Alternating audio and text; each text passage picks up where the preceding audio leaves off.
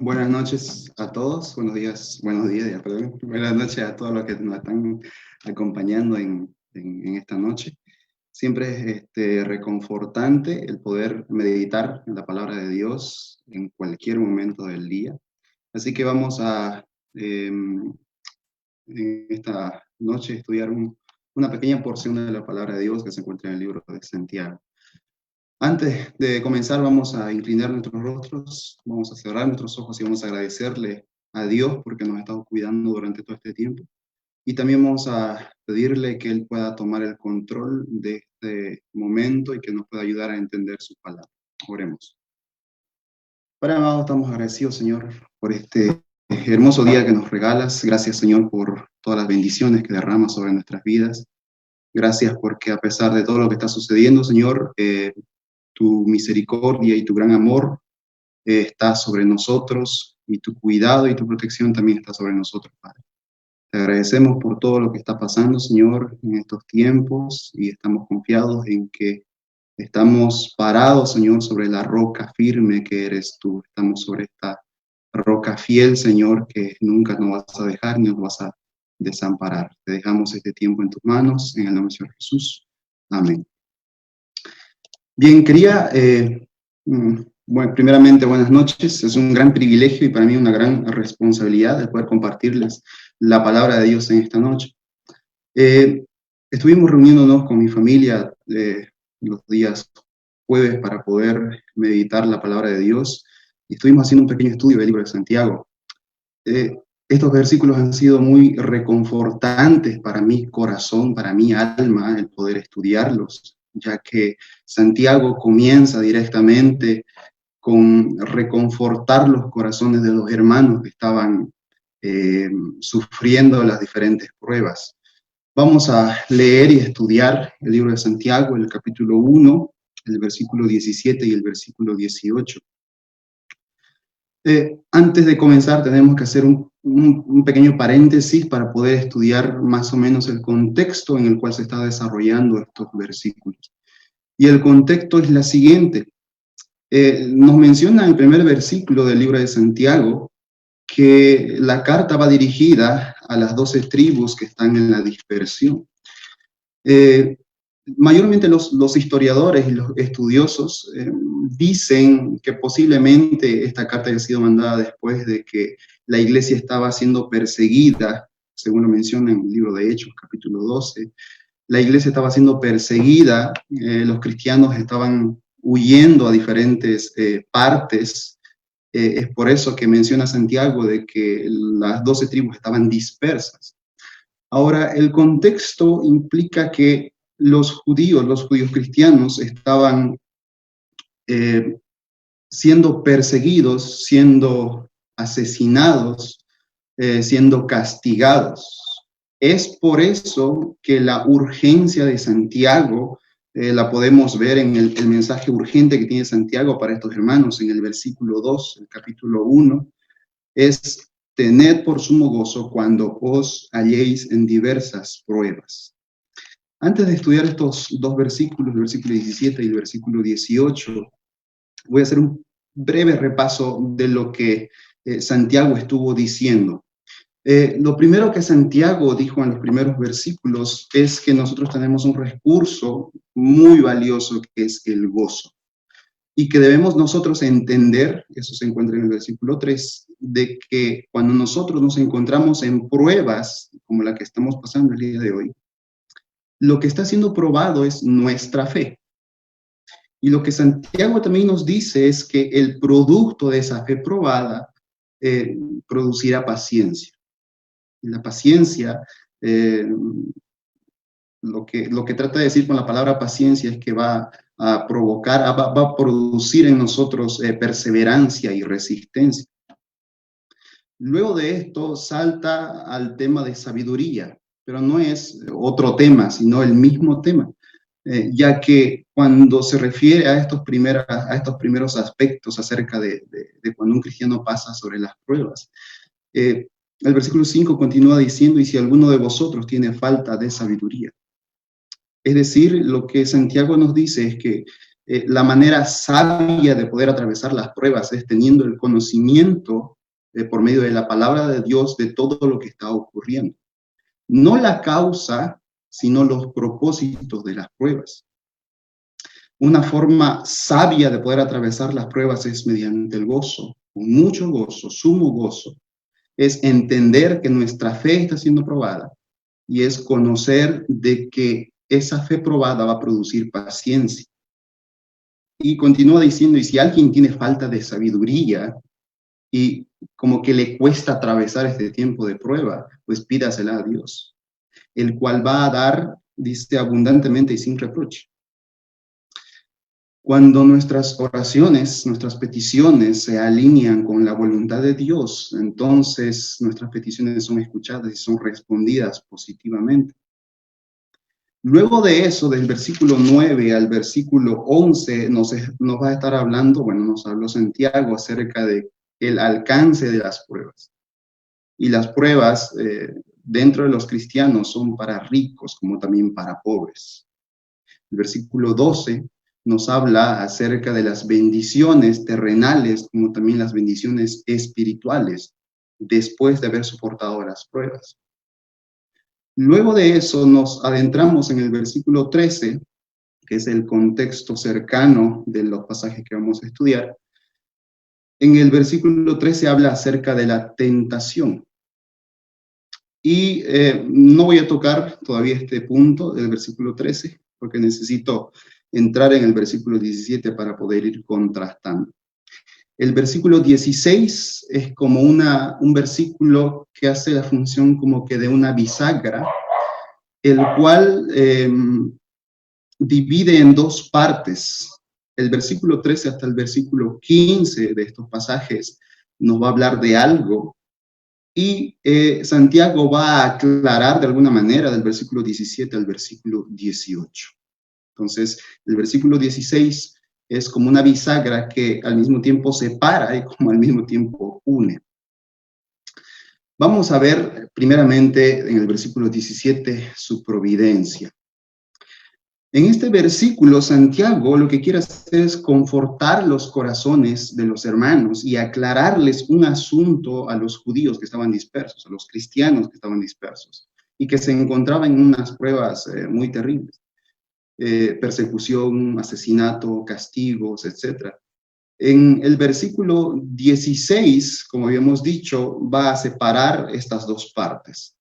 Y comienza diciendo el versículo 17, toda buena dádiva y todo don perfecto. Comienza así el versículo 17. Estas palabras son mencionadas en contraste, y ahora voy a tocar, con el versículo 13. El versículo 13 era una forma errónea y una forma errada que quizás muchos cristianos podemos comenzar a hablar y podemos comenzar a creer. Y seguramente se sentían en esa tentación los cristianos que estaban dispersos de las 12 tribus, en pensar de que ellos estaban siendo tentados porque Dios les estaba mandando la tentación para que ellos puedan caer en pecado. Es por eso ellos pensaban que las tentaciones venían de Dios. Y pensar que Dios nos tienta para que pequemos, para que caigamos en pecado de esta forma, Dios tendría toda la culpa. De esta misma manera, las 12 tribus dispersas se sentían quizás tentados a desertar, tentados a renunciar a su fe, o tentados a seguir a dioses paganos, o quizás a continuar su vida pasada. Y quizás les pasaba por la mente echarle la culpa a Dios. Es a esto que Santiago dice en el versículo 13, que nadie diga que es tentado de parte de Dios, porque Dios no puede ser tentado por el mal, ni Él tienta a nadie. Caeríamos en un engaño o en un error, como lo dice en el versículo 16, no erréis. Caeríamos en un engaño o en un error si pensaríamos que de Dios vienen las tentaciones. Sin embargo, Santiago aclara este punto y en el versículo 17 toma unas palabras muy preciosas, diciendo, toda buena dádiva y todo don perfecto, toda buena dádiva y todo don perfecto. ¿Pero qué significa esto? Hay que desarticular esta pequeña frase para poder encontrar lo que quiere decir. Cuando habla de toda buena dádiva, está hablando de la acción de dar. Y cuando habla de todo don perfecto, habla del objeto dado. Es decir, que de Dios viene todo regalo bueno, todo lo bueno. Y cuando habla de todo don perfecto, habla de qué es lo que Dios nos da, qué es lo bueno que Dios nos da. Lo que Santiago quiere es que ellos recuerden todo lo que había pasado en el Antiguo Testamento. Dios siempre estuvo con ellos, absolutamente siempre. Y de alguna manera, como era para judíos, hay que preguntarnos qué era lo que ellos como judíos entendían sobre lo que Santiago les estaba diciendo. Todo don perfecto, conocemos, hermanos, que el don de Dios es el amor, la misericordia es don de Dios, la gracia es don de Dios, su salvación es don de Dios. Y aquí existe una palabra que continúa a esta palabra de toda buena dádiva y todo don perfecto, dice, desciende de lo alto. Y esta palabra en la etimología griega está escrita en el tiempo presente continuo. Es decir, que tendría que decir que toda buena dádiva y todo don perfecto está descendiendo continuamente de lo alto. Lo que quiere a lo menos Santiago es confortar los corazones de los hermanos, dando a entender que lo malo no va a caer para ellos de Dios, sino toda buena dádiva y todo don perfecto. Eso es lo que está descendiendo de lo alto. El escritor de alguna manera quiere que recordemos y que pongamos nuestra mirada a aquel que nos llena de su buena dádiva y de su don perfecto. Santiago especifica que todo lo bueno y todo lo perfecto proviene del Padre de las luces. Los judíos entendían como Padre de las luces al único Dios creador, a aquel que creó las lumbreras en la expansión de los cielos para alumbrar sobre la tierra, como lo dice en el libro de Génesis. Su palabra en el libro de Santiago nos está diciendo que nosotros no nos preocupemos de lo que está pasando en este tiempo, sino que pongamos nuestra mirada en el Padre de las luces, en el creador de absolutamente todo lo que existe en este mundo. Que pongamos nuestra mirada en aquel que nos llena y que derrama toda buena dádiva y todo don perfecto, su amor, misericordia, su compasión, etc. Porque esto desciende constantemente sobre sus hijos. En el libro de Mateo, capítulo 7, versículo 9 al 11, hay una pequeña ilustración y dice, ¿qué hombre hay de vosotros que si su hijo le pide pan, le dará una piedra? ¿O si le pide un pescado, le dará una serpiente? Y esta parte me encanta. Dice, pues si vosotros, siendo malos, sabéis dar buenas dádivas a vuestros hijos, ¿cuánto más vuestro Padre que está en los cielos dará buenas cosas a los que le pidan? Si los hombres siendo malos, como yo y como cualquier persona en el mundo, saben dar buenas dádivas a sus hijos, o sea, está diciendo de buenas cosas a sus hijos, ¿cuánto más el Padre que está en los cielos, del cual habla también Santiago, el Padre de las luces, aquel Padre de las luces, el Creador que está en los cielos, dará buenas cosas a los que le pidan? De alguna manera, y continuando con el pasaje, el escritor quiere que recordemos quién es el Dios verdadero. Y muchas veces, queridos hermanos, y el mundo entero, con esto que pasa en el mundo, a veces nos centramos más en lo que está pasando y alejamos nuestra mirada de aquel que tiene que tener nuestra mirada todo el tiempo, que es Dios. El escritor quiere que recordemos aquel Dios verdadero. Quiere que recordemos perfectamente quién es Dios. Por eso menciona su inmutabilidad. En el mismo versículo menciona en el cual no hay mudanza ni sombra de variación. Recapitulemos todo. Aquel Dios derrama sobre sus hijos toda buena dádiva y todo don perfecto. Esto desciende de lo alto, está descendiendo de lo alto, del Padre de las luces, del Creador. Y quizás me pongo a pensar, aquellos que estaban siendo perseguidos, podría pasarse por la mente, como si alguna vez nos hubiera pasado por la mente a nosotros, de que Dios no sigue siendo el mismo Dios que del Antiguo Testamento. Sin embargo, Santiago dice, no, en Él no existe, no hay mudanza, no hay ni sombra de variación. Cuando se menciona al Padre de las luces, bueno, al menos los judíos recuerdan a Dios como el creador de todas las lumbreras. Y así como las lumbreras tienen su movimiento, tienen su variación, aunque parecieran estar estáticos, pero no lo están, da ese ejemplo como motivo para que todos vean de que Dios no es como su creación.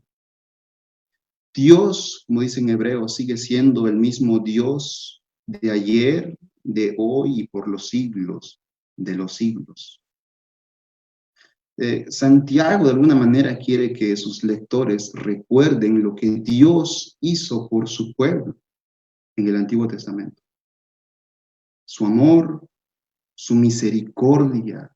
Dios fue el socorro. Cuando los sacó de Egipto, Dios siempre estuvo allí. Nunca los abandonó. Cruzaron el mar, les dio alimento, los protegió durante el día, los protegió durante la noche. Dios es Dios. Él nunca cambiará. Porque si Dios cambia, entonces Dios no es perfecto.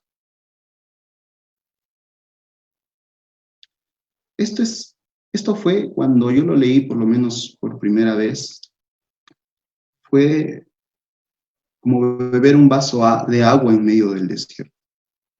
Reconfortó mi alma, reconfortó mi corazón. Al leer de que ese Dios que se preocupa por sus hijos y por su pueblo es el mismo Dios que nosotros tenemos el día de hoy. Lo que Santiago quería era que sus oyentes sepan de que ese mismo Dios estaba velando y estaba cuidándolos. ¿Cómo podemos aplicar esto a estos tiempos? Aunque los contextos son muy diferentes, lo que estaban pasando nuestros hermanos, el mensaje aplica a lo que hoy tenemos, que es una prueba que la iglesia estaba pasando. En ese tiempo era una prueba que la iglesia estaba pasando. En el versículo 2 del capítulo 1 del libro de Santiago nos dice que existen diversas pruebas. Hoy en día la iglesia está pasando una prueba también de alguna manera. El mensaje que Santiago nos quiere dar es que Dios es nuestro creador.